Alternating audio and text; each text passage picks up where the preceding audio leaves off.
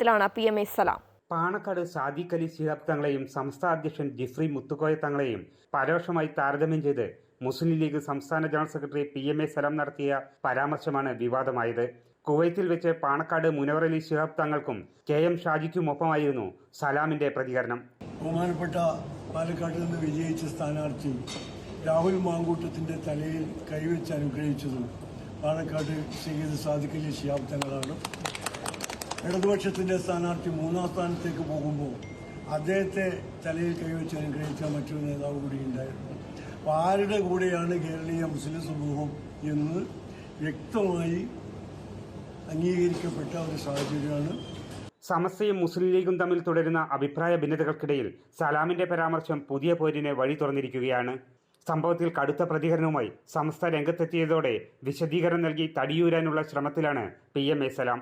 താൻ ഉദ്ദേശിച്ചത് മുഖ്യമന്ത്രിയാണെന്നാണ് സലാമിന്റെ വാദം. എന്തായാലും സമസ്തയുമായി ഉണ്ടാകുന്ന തുടർച്ചയായ ഭിന്നത ഏത് തലം വരെ പോകുമെന്നതാണ് ഉയരുന്ന ചോദ്യം. അമൃത ന്യൂസ്, മലപ്പുറം.